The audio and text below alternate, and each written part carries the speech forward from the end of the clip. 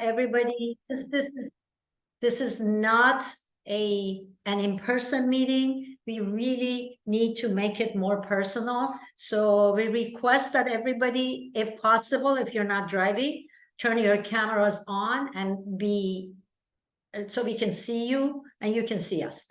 Of course, you can see us, but we can't see you. Anyway, I'm going to share the screen. We will be discussing Yasna 3112.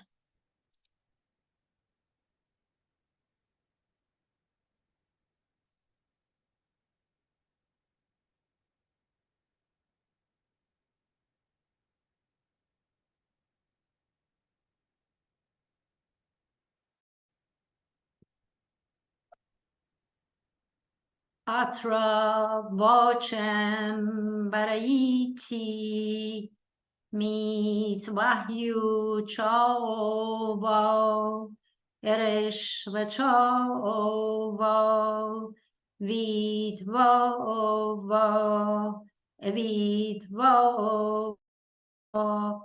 ahya zardaucha manangha Anush Haksh or Maitish Mainu Parasaite Yatra Maeta, and the three translations of it.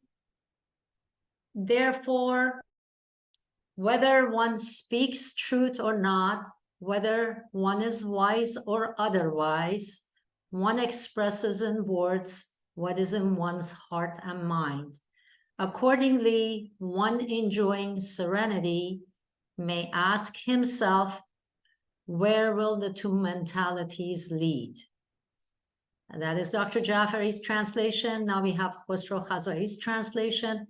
And at this great moment of choice, when men and women, righteous, deceitful, wise or unwise, search within themselves to contemplate and put into words what they know, you, O Serenity, enlighten us with your energy so that we overcome our doubts and choose our path and doctrine.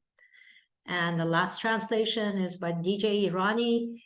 He lifts up his voice, be he the speaker of truth or the speaker of falsehood, he who knows and he who knows not, each according to his heart and mind. May Almighty appeal to the spirits wavering in doubt. And then there is a summary substance from Dr. Jafari of his interpretation. All truthful liar, wise and stupid, express themselves in words of what their minds guide on their emotions dictate, or their emotions dictate. It is then that one, cool and calm, may well understand where the good or the retarding mentality would lead to. And the pondering points are, mind engages in thought, heart throbs with emotion, two ways of expression. Cool consideration decides which one to choose. So I am going to stop sharing. There we go. So hi, everyone. I'm glad you guys are here. There are some new people who this is your first time here, so I'm going to give you a background regarding what we're talking about.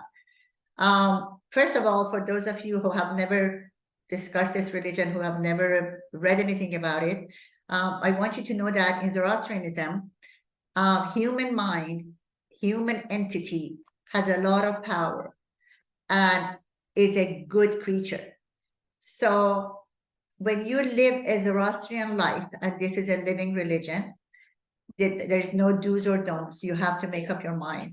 The premises is that we all have a good mind, which is the hardware that we have. Our mind is the hardware. And throughout our lives, we're supposed to have a lot of good input. We are supposed to learn. We're supposed to realize what the truth is. We are supposed to be in search of the truth. It is our job. We don't leave it to the creator, God, Ahura Mazda, It is our living, it is our destiny, it is our life, it is our choices. That's the main thing about this religion, that we have the freedom of choice to make our own destiny and to make this life better. That is our job. The reason that we picked this, this verse of the Gathas is mainly because of the word Sapanta Armaidi in it. The 6 Amisha Sapantas that we are supposed to strive and to become perfected in it, so it would make us a better being, a more advanced being. They are, in an order, but they're all 6 are very important. The first 3, when they are done, when we achieve the first 3, which is Vahuman, Asha, and Sapanta Armaidi, in that order, then you can achieve the other 3, which is Havaratat, Mahukhashatra, and Amaratat. So the reason I bring it up is because, first of all, the premise is that we have a good mind, a mind that can understand, analyze, promote, progress, understand, find out the truth. And once this mind that we have trained to be the way it is perfected, is going to perfection, then we can find the truth, Asha. And those are all the logical aspects of human mind. The third ingredient is Sapanta Armaidi, which translates into love, peace, and serenity. Now, having said all that, I said all that because this is part of the Gathas. But in reality, the way that Zarathustra explained all this and talked about this, it is fascinating that a person 4,000 years ago, without internet, without a biology book, without knowledge of anatomy, physiology, understood that a lot of things are happening in our mind. Now, I have a question, and this has come up a lot. And in the verses, the translators translated this verse into the heart is the source of emotion.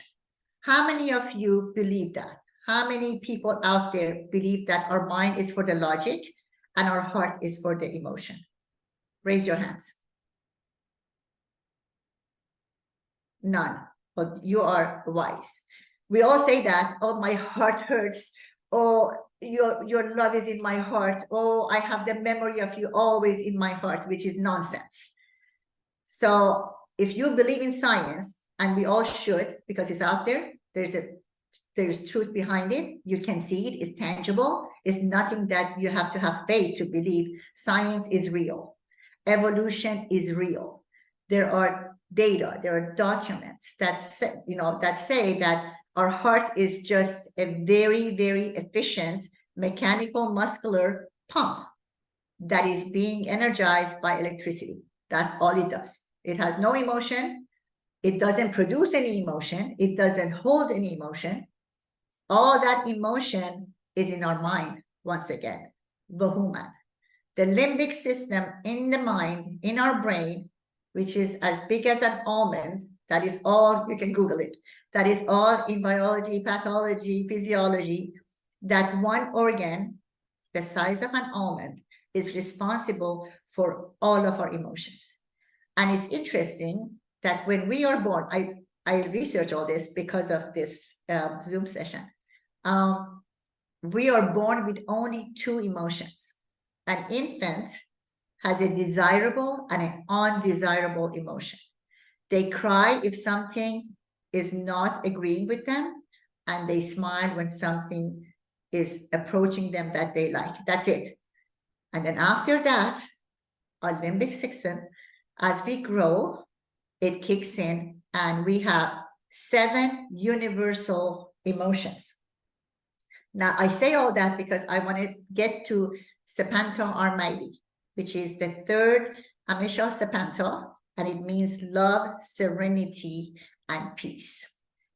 So the 7 emotions that our limbic system is in charge of, which started 250 million years ago. That was the part of evolution that put that limbic system into work. It's that old. So the 7 universal emotions that are recognized everywhere are happiness, surprise, contempt, sadness, fear, disgust, and anger. 6 out of 7 are negative. That's our body. That's how we are created. There is only one emotion, happiness, that is positive. And that's very interesting. So you know that human mind is geared into depression, anxiety, phobia, all these things that are around us. It's very easy to reach. You only have one happiness emotion that our limbic system is in charge of. Everything else, which is thousands, I'm not going to list them, thousands of complex emotions we learn to have. We learn to apply it to our life. And the 3 that are the translation of Sepanta Almighty, love, peace, and serenity are something that are learned behavior. We create them. God or evolution, none of that is the creator, the responsible party for those emotions. We are. And that's our job to develop Sepanta Almighty. Because if you have that love, serenity, and peace, then you can make a decision that is totally logical and is the right thing and progress in every aspect of your life. So it's interesting that 4,000 years ago, somebody thought about this and said, you have to have a good mind, you have to enrich it, you have to take care of it. Then you have to, because you have such a good mind, search for the truth behind everything. Question, get the answers, just see why things are happening, just learn about them. But you do all that, which is very logical and is very labor intensive. You also have to mix emotion with it. Without that, it's not whole.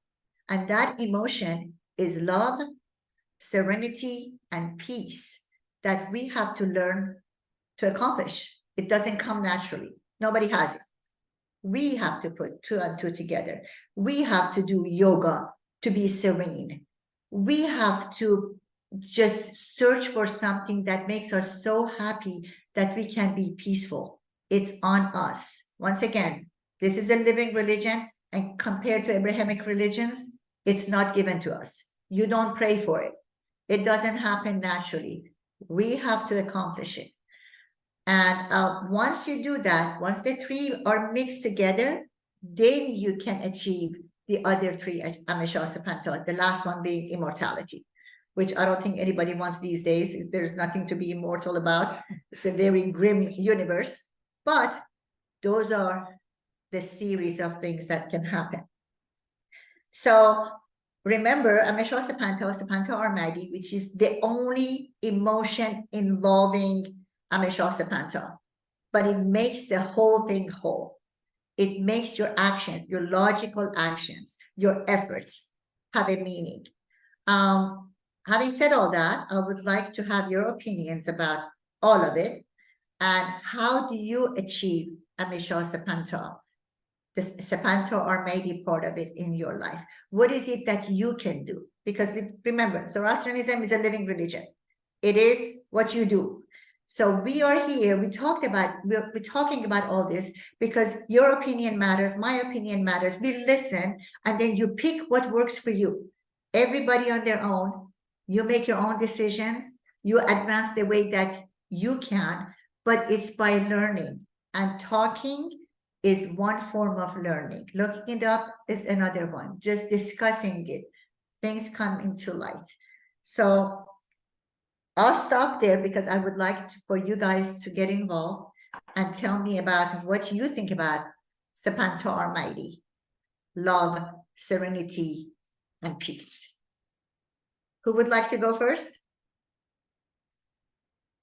So I pick again. Kavijan, what do you think? Thanks, Mitra.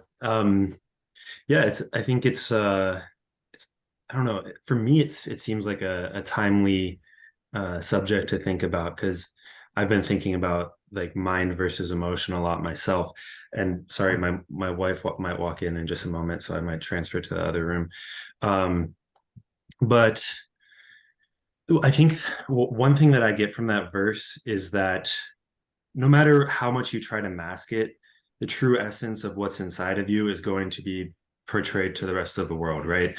So if you're upset, if you're angry inside, like when you go to a job meeting, whether or not you want to mask it, like that anger or that vibration will be emitted to the people around you, no matter what you do to manage it. So before we go to that meeting, before we go to meet with other people and interact with other people, I think for me, I find it helpful to set that vibration at the beginning of my day with the prayers, and especially the Hashem Vohu prayer, because okay, I'm just going to jump into the other room.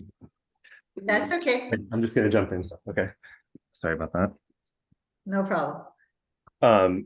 And so I think the essence, I know it's probably not the exact translation, but the essence of the Hashem Vohu prayer, I think, is that our purpose is to spread love and happiness and light to the world as much as we can, because righteousness is happiness, right? And so by setting that prayer, I set that tone, and I think about, okay, what is love and light? Love, I think, is wanting the people in your love is wanting the person that you're interacting with to be happy. You want them to have a good life. So if we set that tone in our prayers in the morning and at the beginning of our day, and that trajectory, then we're going to emit it when we go to interact with the people in our lives. And that's ultimately going to make our lives more productive. For example, if I go to a construction site and there's an argument about a structural issue that isn't able to be resolved, yes, I'm going to get upset about how other people are managing it. But instead of letting that emotion control me, if I control that emotion and focus on making that interaction a positive one that makes other people happy, as opposed to just being angry about it, then I'm going to be more successful at my job because of that initial trajectory. That is correct. There was a psychotherapist that had a piece, and one of the sentences that he had in his piece, in his writing, was that serenity is the inner knowing of truth that allows peace and joy to rise within yourself. So yes, everybody is responsible for their own emotion. We just need to learn. We just need to know that it's our job to learn how to control it, how to direct it for the better result. And once you do that, once you know the truth behind all your emotions and you understand it, and you know it's not from your heart, it is actually in your mind, and you do have control over it. Your anger, your happiness, your sadness, your disappointment, all of that, we do have control over it. Nobody can do it for us. We need to be in charge of it. And a lot of people don't do that. And a lot of people can't do that. Those who cannot do that for medical reasons, for psychiatric reasons, there are drugs for it. There are drugs that our job is, I tell people, they ask me, what is this for? What is that for? And all you tell them is, this is a calming agent. This calms your mind. Some people can't do it by yoga, can't do it by prayers, can't do it by meditation. There are drugs for that. But the point is to understand your body, understand your limitation.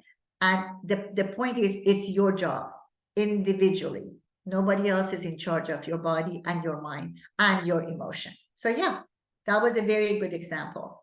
Caleb, would you like to share with us your idea of what Samantha Armadi is and what do we do with it? Sure. Yeah, I like to think of it as kind of being both personal and active as well. So I like to think of it not only as something that, you can feel peace and serenity in, but that sort of internal drive, or maybe even external drive, that causes you to set things or give peace to things, or set things in serenity, or to set things right. And I think, at least in my opinion, part of the idea is that you'll find true peace and serenity when you are bringing that to other people. Otherwise, you are just kind of ignoring the world in turmoil so you can find peace with things, which I don't think is really the idea that Zarathustra had. I really like that idea of something that's active and something that, you know, inspires you to do the right thing because it feels right, not because you necessarily thought about it and weighed all the options, but because at that moment that was the right thing to do. That's how I think of Spenta RMIT. And I also think that it's you know, it also kind of influences just the way that we see the world. You know, if you're, you know, tumultuous and you have a lot of hate and resentment, the way that you look at the world, your worldview and your conscience is going to get shifted by that. But if you find peace and allow your mind to naturally come to how things are, I think your worldview, your way of thinking, your Dina is reformed in a way that's closer to truth. So it's a little short, but those are my thoughts. That's nice. You said something about being in peace and just being detached. Yeah, a lot of people out there, they don't care. Not caring is another emotion. Some people care too much. That's another emotion. And those are all complex emotions that we learn and we choose in our lives to have them. Just being detached from the world and not watching the news and not caring about all the people who are being killed or the famine or the, you know, all these, you know, fires that are happening, all the killing, is not being a Zoroastrian. I want to, you know, determine to just make that distinction that we are here to promote this existence. If you're living a Zoroastrian life, if you believe in this philosophy, you have to be part of this creation. And that's why we're talking about these things. Having peace, serenity, and love is not just for me. That is not part of the deal. To achieve it, then you become a better person so you can make a positive impact on this earth for yourself, for others, for your surroundings. So it's not just to have peace and quiet and serenity and just sit there and just be. That is not being a Zoroastrian. We are all human beings who are capable of achieving greatness. And that is one aspect of our life when we have peace, quiet, love, serenity, stillness. It makes us more prone to achieving better results in our life that affects others. So that's just part of the equation. It's not the whole thing. So even when we say happiness, we are here to live a happy life. That's a goal. As a Zoroastrian, you're supposed to achieve happiness and to find Ushta, which is radiant happiness, which is not just being happy, it's just becoming happy because of something that you did for others, other part of this nature, other aspects of the universe, other animals, other things in the creation.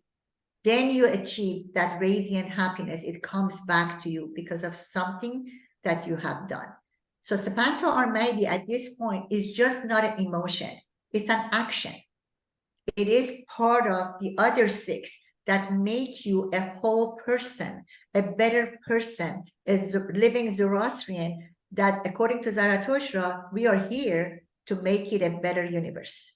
We are here to improve it. We are not just here for ourselves. We are here for the whole creation. It is a hard task. Once again, it's very difficult to live a Zoroastrian life because you become part of this creation and responsible and accountable.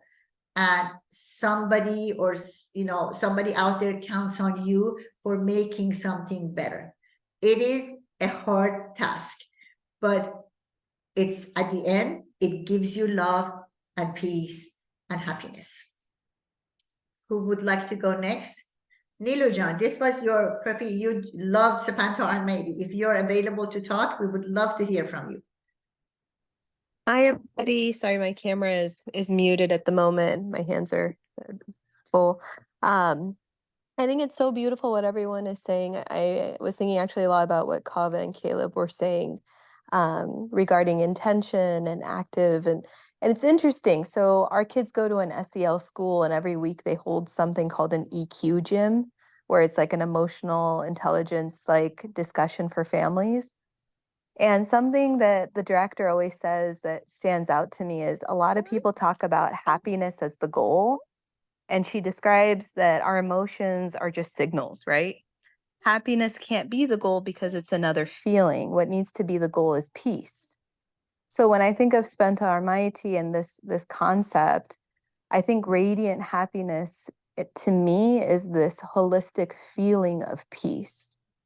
That, you may have sadness, you may have happiness, but true happiness, like another way of translating that, is ultimately a concept of peace. Like you have that agility of whatever is happening in life, you have your center and you have your base and your foundation and your peace. Yeah, that is true. And Kaveh was talking about Ashembahu, which is one of the mantras that Zoroastrians at every celebration, at every event, that's one thing that everybody knows and everybody just recites. And for those of you who haven't heard of it, Ashembahu is a prayer, a mantra that the meaning of it is do the right thing because it's the right thing to do. As simple as that. And there's an author called Roy D. Bennett that says, he's not Zoroastrian. I don't even think he has heard of Zoroastrianism, but this is what he wrote at the end of his book. He wrote, when you do the right thing, you get the feeling of peace and serenity associated with it. So do it again and again and again. And that's exactly what it is. When you do the right thing and you know it's the right thing, so hopefully the result is that, okay, I'm good because I did the right thing. So that is peace. That is like, my conscience is clear. I did what I had to do. It's not always pleasant. It's not always easy. It doesn't always end in happiness, but it gives you peace that you did the right thing, what you were supposed to do. Nobody promised you anything. Nobody, scared you of the result. If you don't do, you just did it because it's the right thing to do. As simple as that. And that's why Ashembahu, just like Kaveh, is my favorite. That's just one sentence that you can conduct your life with. Just do the right thing at every occasion.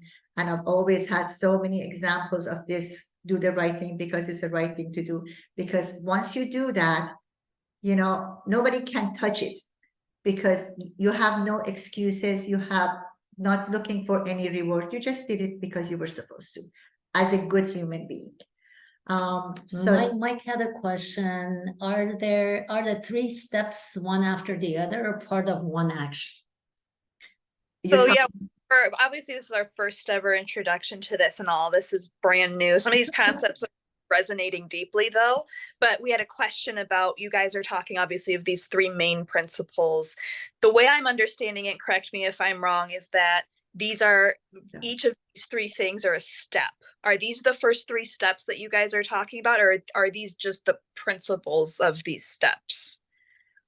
Actually, Zoroastrianism has these 6 principles that are referred to as Amshas Spantas, or as she said, mantras. They're attributes. Okay. They're what Zarathustra contributes to. If you can achieve all these attributes, you become godlike. And that starts with Lista Mitra Asha. Vahuman is a good mind. The premise is you're not a sinner. You're not a servant to God. You're not a nobody. You have a good mind. As a human being, as an advanced, evolutionized being, we have a good mind that has the potential to become great and to learn and to observe and to expand and to do great things. So it starts with the mind. And then the second one is Asha, which they're equal, because if you have a good mind, if you're brilliant and you're visionary and you can see stuff and you can make stuff, but you don't do anything about it, what is it good for? So you have the hardware, that's your mind, and then you filled it with good software, all the information that are useful, that are positive, that are you can use them to become better. Then you have to find the truth behind everything. You have to find the path to become better. You have to do actually something. And that's Asha. That's the second one. They're equal. Sepanta Armadi is the third one, which is the emotion attached to all this. So without an emotion, you will become Mr. Spock in Star Trek. You know everything. Your mind is very logical, but you don't have emotions. You have to have that emotion mix. And that is the good emotion. That is the, Amisha Sapanto is not just happiness, it's peace, serenity, and love. those complex emotions. And that is also in your mind. So Bahuman is the master of all of this, your good mind or your evil mind or whatever. That's the opposite of it. You can train this mind to become great and to put you up to achieving stuff and making a positive impact. That's the third one. And after that, we have three other ones, which is not part of this verse, but there are three more, which is Vahuchashatra and Havaratot and Amiratot, which is one is the decision making, that's the Vahuchashatra, and then we have Havaratot, completeness. If you achieve all those four, the fifth one, you're whole. And once you're whole as a person, I don't think it has happened to anyone yet, then you become immortal. I mean that you live forever. It's just that your impact on this earth, on this universe, on this planet is forever. Like all these great minds, years, Edison, he is immortal because for as long as there is life on earth, from this moment on, we talk about all of his inventions.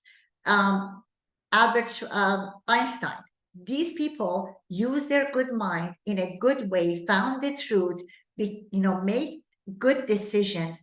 They became whole in their own way, in their own field, and now they're immortal. There are many of these people, the philosophers that have impacted our life. Zarathustra, 4,000 years ago, he said something as simple as what I just told you, do the right thing because it's the right thing to do. He's immortal because what he said made an impact in me, who I am a Zoroastrian, I practice it, and I tell these informations to other people whoever wants to listen to make their life easier, better, to tell them you're empowered.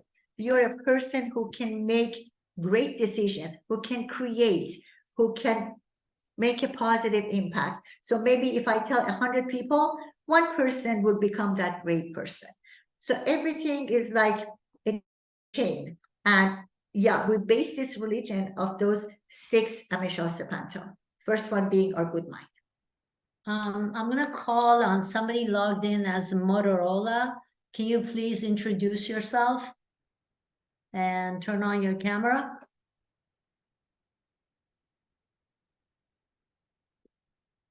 No response. Motorola. Okay, we'll move on. Also, Payam, hello Payam. Can you turn on your camera? We don't know you. I don't know if you know us. So it would be nice if we can have a dialogue looking at each other. It would be appreciated.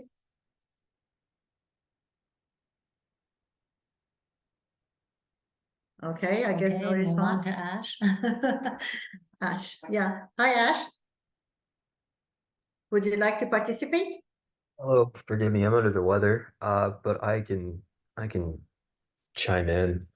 Um, so this is a really interesting and complex discussion. I mean, for me, I work in the realm of addiction, and so I try to help people heal from, emotional sickness.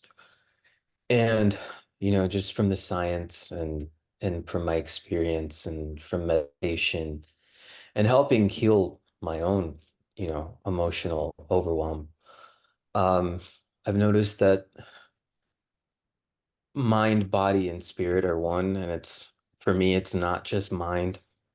I believe that emotions can live in the body and signal in the mind, and they live in the spirit as well. I believe in that the spirit can get sick from emotional overwhelm, and um and to put it into context and to overlap with some of what you're saying, um, I've been told that energy is an activity, just like happiness is an activity. It's something you have to work toward.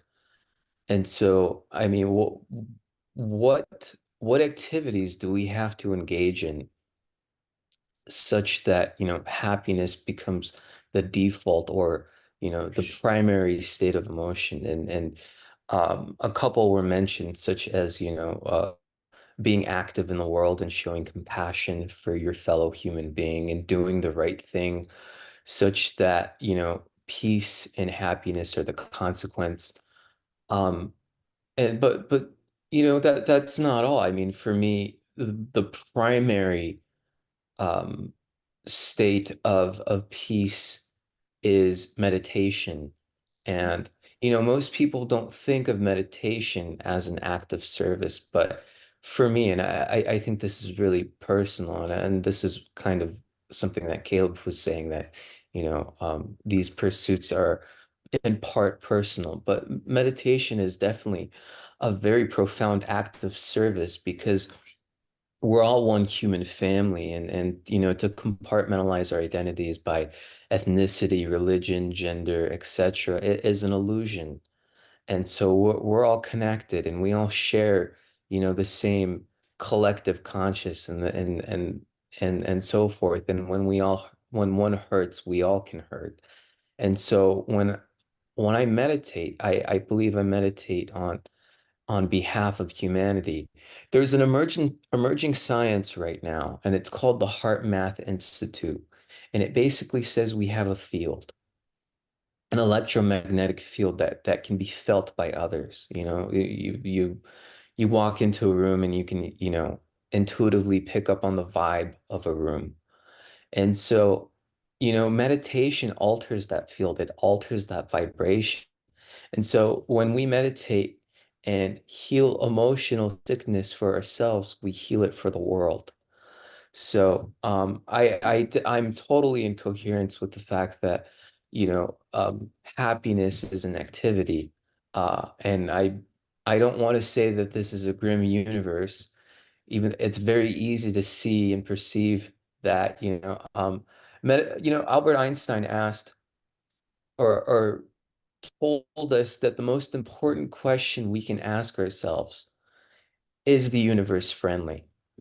Now, he thought it was. He thought it was a friendly universe. That's kind of hard to see in this day and age. Um, so I think we have to see positively, you know, like for example, when you're in a bad situation or in a bad place, um, you have two options. You can see the mud or you can see the stars. So it matters in your perception, which a lot of it has to do with the mind. I feel like I've said too much now, and I'd like to open the So floor you're, to. you're absolutely right, though. I am so happy that you mentioned that because, yeah, meditation, music, yoga, exercise, just being happy with happy friends, just the human contact that you said, having friends, those who have friends are the happiest people because that's how we are. But the point is, as a Zoroastrian, you need to seek those. You need to understand them. You need to read about them. Meditation is universal. Music, any place on this earth, whether there is a war going on, whether they are anti this and anti that, it doesn't matter. Music is happiness. Music brings people together. It's international. And exercising. Look at Olympics, the only activity on this earth that everybody participates from every corner of this universe. And they have something in common. The sport, the fact that people are moving their body is universal and it brings happiness. So that is what we are saying. Sepanto Almighty is us producing this happiness, for us seeking what makes us better and what makes us happy. And the energy you're talking about, absolutely.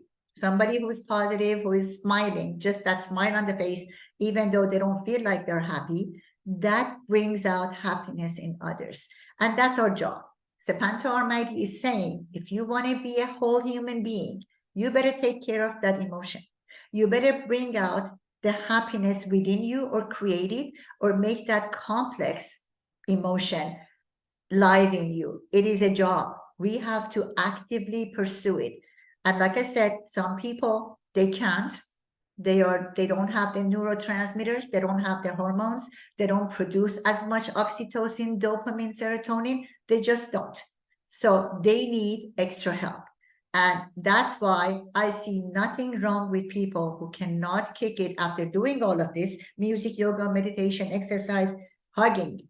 Hugging increases your oxytocin. It's just biological. You go hug a person, a mother hugs a child, love occurs because that's how our body is made. We need to learn these things and to kind of like activate it. Nobody else is out there doing it for us. We need to learn.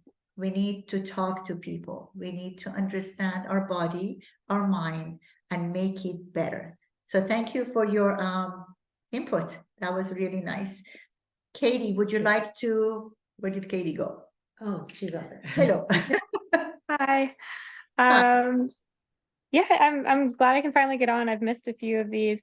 I think that this concept is really like freeing the individual onus to own your own emotions and to project happiness and peace to the people around you. I also feel like it's a little bit it can be a little bit intimidating to be 100% in control of yourself and be responsible for your feelings and your thoughts and your words as well. I think there was a long time, a lot of generations of people who were ignoring their emotions or not really in touch with them. And so this is somewhat of maybe an old concept that's becoming new again, which I think is really amazing, but it's hard to sort of break that mold and try to get in touch with your emotions and try to make yourself better with how you're feeling. Thank you. Yeah, that is correct. We have, it's at least 4,000 years old when Zarathustra was talking about Sapanta Armadi and how important it is in your life. So yeah, old, new, it is the right thing.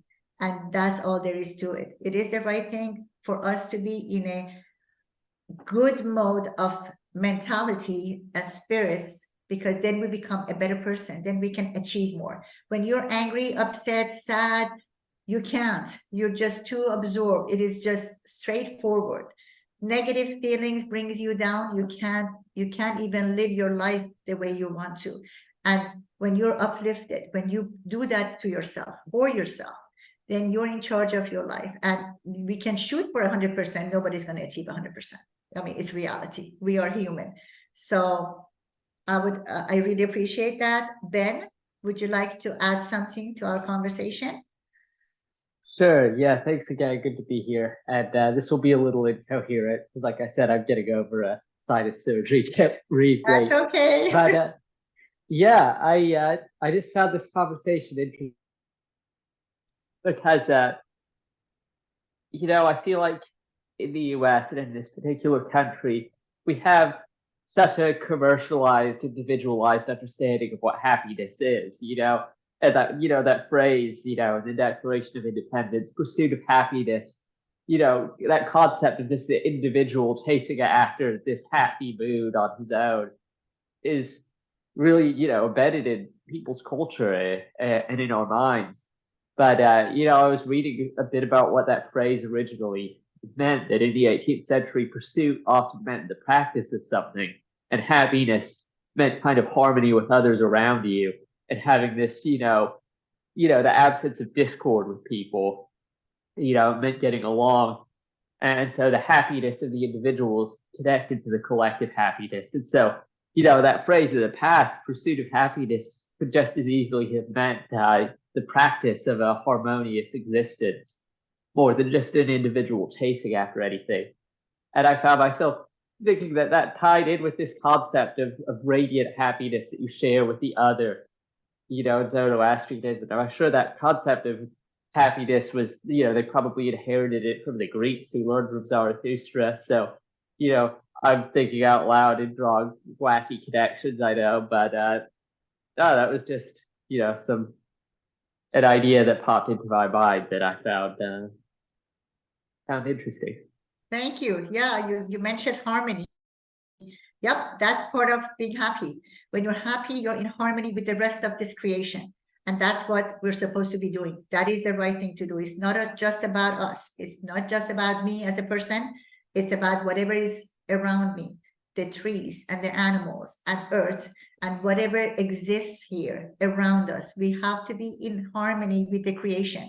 And once you're in that state of serenity, you can. Otherwise, it's very difficult to realize it and to recognize it and to be it. So yeah, thank you so much. Ari? I think you're one of the last people. I am one of the last people. A great discussion, everyone. I really don't have anything to add. And I really wanted to say what Ben just said, that I think happiness is relative. You could potentially be completely happy while everybody else around you is miserable because of your actions. So I think that the message here is that happiness should be universal. It should be something that bring happiness to everybody around you and to the universe. Over. Yeah, that's good. It should be a goal. You know, instead of making more money, instead of having power, instead of a lot of other things, if every individual thought about happiness and not just regular happiness, radiant happiness, to, you know, a happiness that is achieved because of something that you did for others, something good that you did, something that comes back to you, then it will be a better world. But we need to teach each other, ourselves, teach other people that, you know, that's a good goal to have in life. Everybody benefits. It's a positive thing. Navidjan, I see your face. I would love to hear from you. Hello, everyone. Nice to see you. Yeah, I think this is a great conversation. I think you've said a lot of it already, but I think the thought I comes to mind is, you know, Spenta Almighty is about kind of embodying or being fully aligned with Asha, with the truth. And from that, we get, you know, this peace, this calm, this serenity that I think is very closely linked to Ushta, to radiant happiness, right? And I think that's at the end of the day, we have to be conscious to what's happening to ourselves first. And I think that's where, like, if we're having emotions, they just are what they are, and we need to be aware of them. And then once we process that and think about it, we can make choices, you know, more aligned with truth. And that should spread, like you said, happiness to all other people. So I think it's very valid. It's hard work. I think going back to something Katie was saying, I don't think the goal is like to always be under control. I don't think that's possible for everyone. I think our goal is to become aware and conscious of what's happening, and then make choices based on that consciousness, based on that awareness, and kind of grow together in a safe place. So I think that's like one thing I would just mention is, like, I don't think there's a, you know, we have a lot of pressure in our modern world to always be happy, to always be perfect, like to always do the right thing. I think we're striving to be aware of that, and there is no fear or no punishment of making mistakes as much as we learn from them, right? If we learn from them, they're actually a step in the right direction, even if it doesn't feel like it. Yeah. Thank you, Seth. Thank you so much. Well done. Well said. Wyatt, I know this is your first time. Would you like to say anything? Sure. I guess like what I got from that is like, I guess when I do good to other people, like I guess like giving or doing something for somebody else, like it makes me feel nice. And then I guess like when that same thing happens to me, like I guess I appreciate and I feel good that somebody's like doing something kind to me. So like when I see other people doing, I guess like a good actions or good words, like I guess it makes me want to do the same and be more conscious about like be more conscious about like I guess my decisions and what I do, how I treat other people. So I guess like having that good emotions and those good deeds and good actions, I guess you could say like collectively enlighten other people because it like opens them and maybe makes them want to do those good actions and good deeds too. I don't know. Thank you. Thank you for sharing that. Mike? We've been waiting for you to volunteer. You haven't, so I'm calling you. This is also his first time, so don't be too harsh. I know. Yeah, we've been on mute kind of chatting a little bit. You know, just this is, you know, my first introduction to the religion, and it's like Robia said, it's really resonated. I think walking in and hearing, you know, you don't have to have all this faith in these like things that are difficult to believe, but that people have, you know, a mind and searching the truth and tying emotion in with that are all like reasonable things to believe, that they seem right. That seems true. And then and then for that to end in a state of like peace or serenity, like all that, it seems like a logical progression. So I think just like my initial impression is that you know, there's like a lot of wisdom in like the simple ideas. I mean, I definitely would like to learn more about it, but my initial impression is pretty positive. Well, thank you for sharing. The Ahura Mazda is the name of God in Zoroastrianism, and literally it means Lord Wisdom. So everything is based on wisdom and knowledge. There is nothing that we believe in, we talk about, that there's no proof for. There is nothing that there's no recipe of do this, so you be this or do that. You have to find out for yourself, because the premises is you're not a sinner, you're not servant to God, you are the person that has the potential to find out all the answers for yourself, because you were given a good mind. That mind of yours can make or break you, and you're responsible for it. So you have to practice living your life for yourself and make good decisions based on everything that you learn. And that's one of the reasons that we have this platform. We learn from each other. Say different things about, you know, different experiences, and that just adds to my knowledge, my understanding of what is happening in this world. So yeah, there's a lot of wisdom that can be attained, but it's hard work. It's your job to do it. We are here to help because we have lived longer, not because we are wiser. We just have more experience, and we are more than happy to share it with all of you guys. I see Payam. I don't know you. Payam said his roommate is asleep. He's on vacation, so he cannot. Okay, talk. I hope that Maybe next time. I hope that you enjoyed all this. Caleb had his hands up. Yes, Caleb. Oh, I just wanted to say something real quick about what Mike said about faith. And I for the life of me, I can't think of any Western word that has anything to do with faith, especially not in the Gathas. And I think in American culture, we're used to Abrahamic religions where they're all belief-based, you know, it's you believe in this or you don't. And a lot of religions have different paradigms, but in Zoroastrianism, it's all about your conscience and your way of thinking, which I think those ideas are kind of intertwined in our religion, where it's not about what you believe or whatnot, but it's about what you make up, like how you perceive the world and how that influences how you then act, you know, because how you perceive the world can easily influence your conscience and vice versa. So I just wanted to say that, especially if you're new to it, that paradigm can kind of help things make a bit more sense. Thank you, Caleb. He's the wise one in this group, among with Kaveh and Navi. The rest of us are just sidekicks. So we're glad to have you all. Faking it. We're so happy to have you all here. I just want to end this because I keep saying Zoroastrianism is a living religion. It's a very simple way of living, but it makes sense. It's logical and it's righteous.